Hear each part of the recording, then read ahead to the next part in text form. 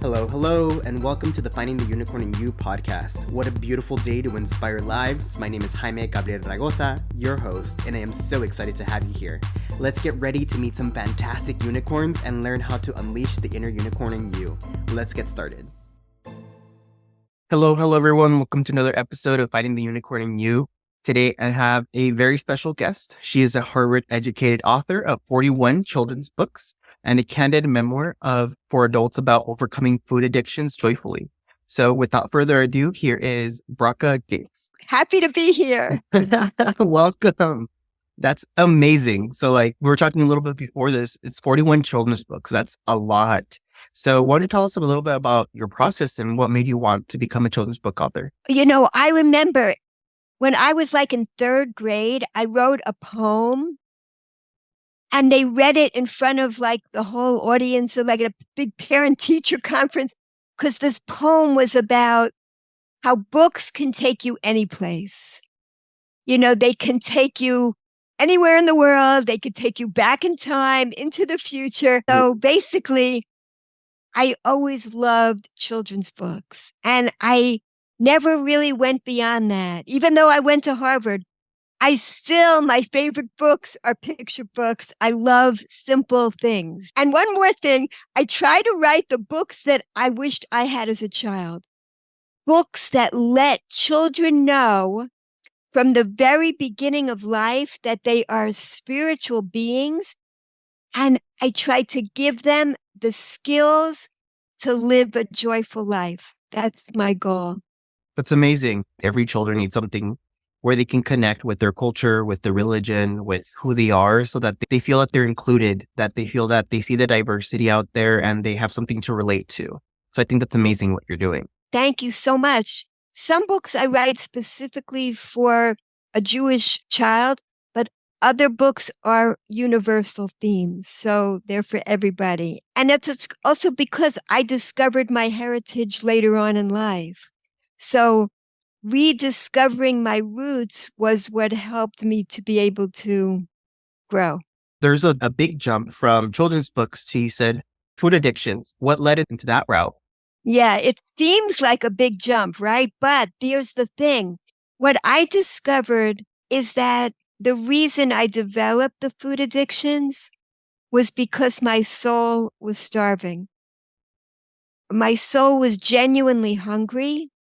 And when I was able to give my soul the nourishment that it was craving, there was no longer a need for the food addictions. And I think this goes across all the addictions. With food, the metaphor is so clear about being hungry, but it relates to every kind of addiction, that it's a spiritual hole within us. And the more desperately we feel that hole, we try to fill it with externalities. It doesn't help. In fact, the hole gets deeper and deeper until we recognize that there's a spiritual yearning. That's what we need to fill it. Wow, that's very deep. I personally have known a handful of individuals who've had unhealthy relationships with food. Me personally, I feel like a little bit of, and everyone, I think especially what we see in social media and what that is portrayed to us, there's a certain image that we have to look like, and we all start having a little bit of body dysmorphia. So for those that maybe are not too comfortable in their own bodies, what do you recommend so that they can start having a healthier relationship with food? Yeah, that definitely was what happened to me. My memoir is kind of unusual too, because I took the actual diary entries and journal entries and letters. So you see, it's almost like a documentary. You can see me developing the food addictions through the years, and then the healing process. It covers 20 years of time. So basically, the same thing. I'd read these magazines, and they were all about diet and lose weight. And then on the next page were the recipes for how to make a strawberry shortcake. You know what I mean? So what am I supposed to do? Am I supposed to make the strawberry shortcake? Or am I supposed to be dieting? Complete confusion. Yes. You're getting all kinds of messages, and you don't know who you're supposed to be. And that's the thing. That is the real thing, because I had no idea who I was, and I was searching and searching. And who we really are is what I finally discovered as a young adult. Who we really are invisible. We're really invisible spiritual beings clothed in these bodies. We're in these bodies for a really temporary time, and we're here to lift up the spiritual sparks that we find all around us in everything in this physical world. So that's the thing.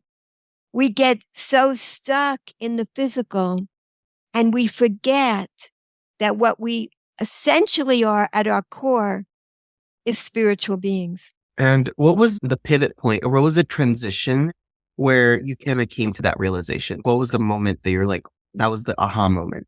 In my memoir, I go into the really gory details of how low my life went, and I look like a success. Graduating with honors from Harvard, I was going on to medical school. And in medical school, things really went to the pits. When you have an addiction, nobody knows. You keep it hidden as long as possible. So all the bizarre behaviors that you're doing are done in secret. And the more people don't find out about it, the more the darkness continues, the deeper you get into your addictions, and the more bizarre the behaviors get. Everything gets out of hand. An addiction is like a prison, and the walls get narrower and narrower. Your life gets so narrow. And again, no one knows how you're suffering. No one had any idea, because for me, it was fluctuating between binge eating and very restrictive dieting. So after doing one of those things, I'd be doing the other thing, and you couldn't tell from looking at me how I was suffering. And I completely forgot the question that you asked me. I have no idea what you That's completely fine. I know this is really good stuff. What was the point in your life and where, like, the moment that made the transition happen? So here I am, suffering terribly. I decided in medical school, after I told my boyfriend what was going on, I finally divulged to him. And then I decided to go to the psychiatrist that was there for the medical students. So I met with him twice. And what was so interesting is he was Japanese. And he said to me, you're going to Israel this summer. I think you're going to find what you're looking for spiritually. It was like so strange. He wasn't even in my culture. And yet he sensed this about me, that I had this deep spiritual yearning. And he said, I think all these problems you're having now, they're going to be resolved when you find yourself spiritually. It was so not what I expected the psychiatrist to be saying to me, but he was right. That's what happened. I had a 6-week break between my first and second year of medical school, and I didn't come back. I took a whole different course. So this is why I feel I'm kind of a unicorn. I dropped all that was expected of me, and I went in a whole different way in order to fill my hungry soul. That's what happened. And it happened during those 6 weeks. I discovered my heritage, which had been thrown away. And it was an amazing feeling. I was drawing pictures in the classes when I went to a school to learn about my heritage. And you see this creature jumping off the world screaming, yay! Like, I got it now, so there was an old rabbi who taught us that the purpose of life is to experience the greatest pleasure possible. Now, this is not what I expected this old rabbi with a beard to be saying, but he explained that what's the greatest pleasure in life? What brings lasting pleasure? Like the bag of potato chips doesn't last long enough. Not going to do it, What brings pleasure that lasts? So it is the spiritual pleasures. That's what fills us. And if you want, I can explain about the pleasure ladder, which to me is what really changed my life. Should I explain? Yeah, let us know Okay. what is the pleasure ladder. Okay. The pleasure ladder has 5 levels. The way I see it, it corresponds that we have 5 fingers on our hands because it's to show us that we can bring pleasure into our lives at any moment. It's within our own power. So the 5 levels on the pleasure ladder, they correspond to the 5 levels of the human soul. And the lowest level of our soul is the part that's connected to our body. So all the natural physical pleasures are what fill us with the lowest level of pleasure, but it's a real pleasure, like a thing like an orange. This is not an orange. This is a tangerine. That's it, a tangerine. So like it's designed with like this infinite intelligence to be individually packaged with the juiciness stays inside the peel for months. And inside are the seeds of infinity. You know, they become trees, they become endless more tangerines. You know, it just goes on and on with it's an incredible experience. Everything natural like this was designed in our world to give us this incredible joy, fill us with gratitude, both physically and spiritually. So like it doesn't even become this beautiful color until it's ripe and it's calling to us, I'm ready. Because before that, it's camouflaged in with the green leaves until it's ready for us to enjoy. And then the fruit become these bright, vivid colors. So it's for all our senses to enjoy. It's so like music, being in nature. There's so many natural physical pleasures that this world was designed for us to enjoy and uplift us physically and spiritually. And then the next level is love. And love, you would think that's dependent on somebody else. But in this definition, where we can bring it into our lives, a person that's in prison, even in solitary confinement, they still have their mind to think of, let's say, a grandmother that once did a kindness for them. And that fills a person with a warm emotional feeling of love and provides encouragement. So even in the prison walls of an addiction, a person can still experience love by focusing on somebody with gratitude who can support you, can give you that encouragement. So that's the next highest level. And going up from that is doing something meaningful. That's an even more lasting pleasure. So like I was on another show and I was talking about the level of doing something good and positive. And the guy said I had 2 slices of pizza. And then I was just going to plow through the whole rest of the pie, sitting there by myself. And someone knocks on my door, and my neighbor needs help with something for a couple of minutes. I come back. I don't want the pizza anymore. I could put it in the fridge because I just filled up doing something meaningful. It's what really fills us. So what's higher than that is creativity. And that's putting a unique part of yourself into the world. That's an even more lasting pleasure. It's when we do this, we don't feel like eating or sleeping. We're on such a high in a zone when we're being creative. And the highest thing is transcendence. That's like when we make a crack in our addiction, cracking a bad habit, like make that first crack. It's when we transcend our own selves. It's when we break through our limitations and become a new person in a way.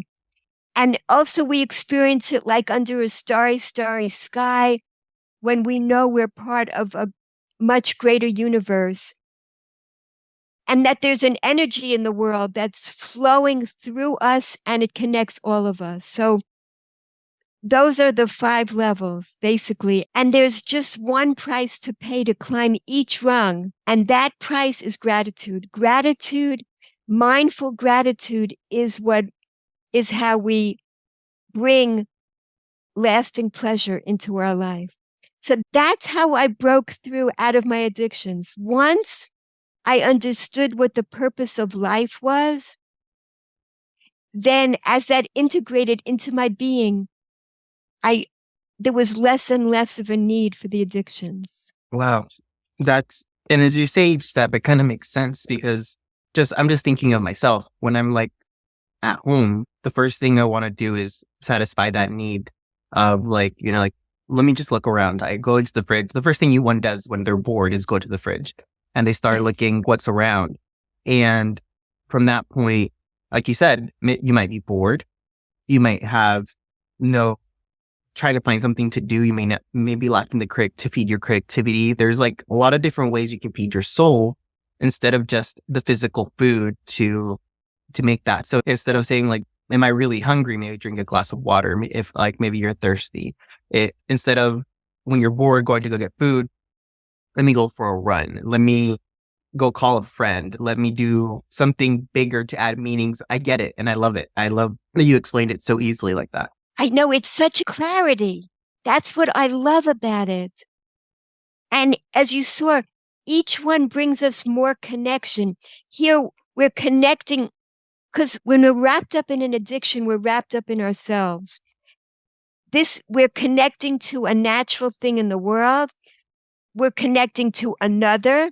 We're connecting out into the world, giving back, and giving back from even deeper from within us, something creative into the world. And then just feeling the connection with everybody and everything and source energy. So each level brings us more and more connection because when we're in that state, we're in a state of estrangement, loneliness, boredom, depression, anxiety. It's a feeling of separation. So it's more connection that we need to add. And this shows exactly how to add that connection. That's amazing. And you're giving us so much good advice right now. But I do have a question for you. So if you can give yourself, like your former self, piece of advice, what advice would you give yourself to kind of help that transition forward? Beautiful. The main thing I wanted, and it's the reason I'm writing all these books, for that little girl to know right from the beginning that what she essentially is a soul and that we need spiritual nourishment every day, just like we need physical nourishment. We are both. We are spiritual beings housed in our bodies. We're in this physical world, so we need physical nourishment. But in order to thrive, we need spiritual nourishment every day. And the secret, so we don't have to play catch up the rest of our lives. That's why it's so helpful to teach these skills to children from the very beginning of life. But we can always learn them. So whenever we learn them, it's never too late because we're still here. That means we have a purpose for being here. And we're all here to become better and to nourish our hungry souls. I feel like there has to be something that you need to believe in, whether it be a higher power, your like nature, whatever it may be, that really like feeds into that spiritual nourishment for yourself and really push you forward. And I think that there's so many things we can learn from any religion, really, the values, the good things, and how to live your life in a very humanistic way, respecting others, loving yourself, loving others. And I totally forgot. I was going somewhere with this. Well, okay, I'll just say this. What I learned was we were put here in order to experience gratitude. And we've gone so far off course from that, you know? We forget that we're here in this incredible garden, which was created with infinite intelligence and loving kindness. So a lot of addictions have to do with a person has a loss of a sense of control in life. I felt completely out of control and I didn't feel that there was any sense of control in life. Everything seemed haphazard to me. Anarchy was reigning in this world as I lost trust in it. So regaining a sense of trust involves regaining the sense that you trust yourself. You believe that you're essentially good in essence and that the world is essentially good in essence. Because I was so far away from that when I was in active addiction. Coming out of that, you gain a sense of control when you accept that you're put in this world for a good purpose and you can actually fill your life with joy through practicing gratitude. You have to be thankful for every single thing, every single milestone, just for waking up in the morning, just for being allowed to breathe another breath, Yeah. for being able to do every single thing. So one of the things I like to do to stay fit is I go cycling. And one thing that kind of clicked for me is my cycling instructor. As we're getting started, you hear the grunting, you hear the people like, "Oh, I don't want to do this. I'm very tired," and people just complaining about everything. So I guess she got fed up. She stopped the music and she said, "Okay, I want everybody to close your eyes and really think about what I'm about to say. A lot of people don't want to be here, but what I want you to think is you have the privilege to be here. You have to be thankful that your body allowed you to be here. There's so many other people that are in bed, are in their wheelchairs that wish they could be in the seat that you are here today cycling. So really be appreciative of the privilege that you have to do this today and take that to allow you to finish the exercise today." And it just really opened my eyes because I'm taking everything that I have for granted.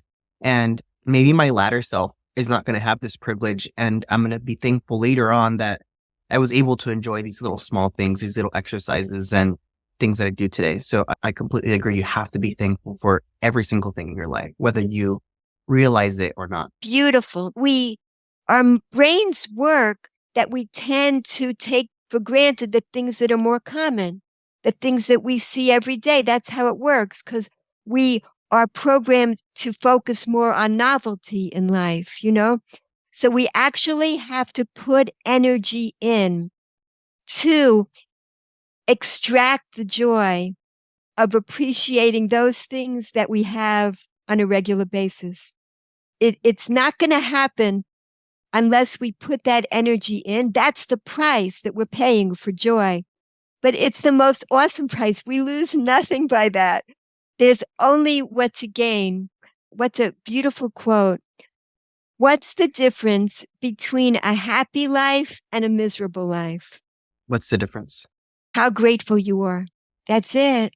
That's so true. It's all about perspective because we can be miserable in the life that we are, or we can be happy. And you just have to be appreciative of everything that you have. And I remember, and this is actually funny that you mentioned this because when I was younger, I used to be so happy and I had so little. Right. There was days that we could not have anything other than beans and rice on our table. And that's all we ate for weeks at a time. I was the happiest little kid ever. Wow. And today I have the privilege of buying pretty much anything that I want in my groceries. And I'm always complaining about, "Oh, I don't know what to eat. I'm eating the same thing. I'm so miserable." But, I was eating the same thing when I was younger and that was never a problem. Beautiful. It was my mindset. Beautiful. What we determine what we focus on. And another quote is like, where our awareness goes, our energy flows. That's how we're going to be. So we have the power to determine how every day goes. It's incredible. I completely agree. And if somebody who's struggling with that mindset right now, that kind of like how we mentioned right now, that they're struggling with the mindset of gratitude in their life, what advice would you give them so that they can move towards having gratitude in their life and being a little bit happier? Great question. So let's say, and I'm going to take an overeater, let's say one of the things you say is when you feel like overeating, you say, is it my body that's hungry or my soul? And you'll know the answer. And you can switch horizontally. You know, you could switch to just eating something healthier, like you were talking about, or taking a drink, or going outside and just feeling the sunshine for a few minutes, or stretching, putting on music, anything like that. And the funniest thing is you don't even have to do anything. Just thinking the thought is enough to get a person to put down, put down the spoon, stop eating the whole container of ice cream. Just thinking the thought, recognizing that there's an abundance of ways to bring pleasure into my life this moment. Because the reason that you keep eating is from a sense of scarcity. There's not enough pleasure in my life. I got to keep eating because I'm experiencing pleasure with every spoonful. The problem is when the whole container is finished, you're more miserable than you were before. You feel emptier than ever, even though you've eaten the whole container of ice cream up, So that's another question you can ask. Will 97 more spoonfuls of this fill me up? Because it won't.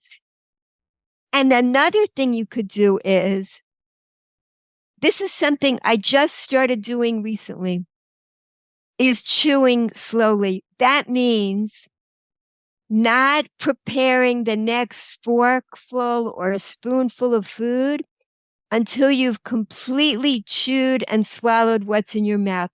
It's a whole different way of eating. When I started doing this, it seemed like the most boring thing in the world because I'm just sitting there chewing and I was not used to that, but you get used to it and you suddenly realize you're aware more of the flavor and the taste of the thing in your mouth. And and think of it as a metaphor. You're not trying to go on to the next bite of life.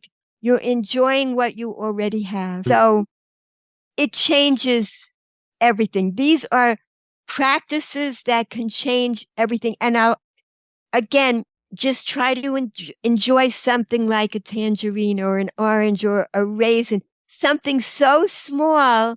Start there.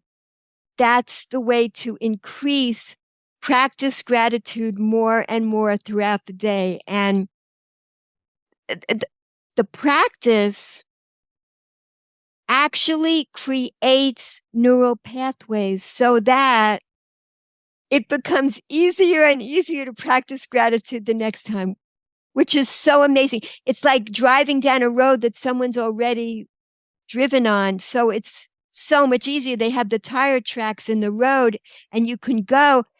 You are creating their own pathways and you'll just see over time how much easier it becomes to be a grateful person. That's amazing. So just take it one bite at a time. Yeah, exactly. I'm enjoying it so much more now. It's so different. I don't pick up my fork until I got used to this new habit, which is a brand new habit for me. And it's really wonderful. It takes much longer, but it's just more enjoyable. You appreciate the experience much more. I love that. I really love this conversation, but we're at the last question. Okay. The whole theme of this podcast is finding the unicorn in you. And we've mentioned a lot of wonderful unicorn qualities. In your mind and in your opinion, what would a person who's either struggling through this, either gratitude, food addictions, or the relationship with food, what can they do to jumpstart the unicorn transformation? It involves planting one of these seeds. Plant a seed. That's all you have to do. You start in the smallest way. Another way I think of it is, making pearls on a necklace. The pearls get formed from an irritation inside the clam. It's an irritation. And it's transformed into this beautiful pearl. Make a string of pearls in your life. There's irritations every single day. That's why we're here. There's always going to be challenges. Try to make these irritations. Focus on what you can be grateful for within every challenge. Like, you don't feel like getting up and exercising. but you have the legs that move. It's like amazing. Right away, it changes the whole perspective. Plant a seed, because that seed, it becomes a tree and it becomes infinite more fruit in your life. So just start with a tiny seed. That tiny seed has all the instructions needed to become a tree, a stable tree in your life with roots and branches that could grow an infinite amount of fruit in your life. Hopefully, fruit of tremendous joy. I'm a big plant enthusiast, so that really hits home for me. Oh, good. That's amazing. Good. So if anybody wants to keep up with you, or they want to follow you on social media, or even purchase one of your books, how can they do so? It's a really great website, thegetzbookshop.com. You can find presentations on there. You could find all my books, and you can download a free chart of the pleasure ladder, which is really important. And you could put it on your fridge or on your cupboard, when next time you're feeling bored or alone, and to help you remember the abundance of ways that you can bring pleasure into your life right this moment. Perfect. I'm going to add the links to your website onto the show notes so people can just easily click it and go there. And as we wrap up, if there's one final piece of advice that you'd like to give listeners that you want them to leave with, what would it be? I'm just going to add, when you feel fulfilled in other areas of your life, you will no longer feel the need to fill the void with whatever addiction it is. So it's about becoming fulfilled by filling yourself up with gratitude. That's really what it is. Yes. I'm definitely going to be downloading that 5 letters and putting it on my fridge. Oh, good. Yeah. That way I know, hey, you're not really hungry. You're just you need pleasure elsewhere in your life. Beautiful. And you have it. You've got the pleasure already. It's not like it's over there.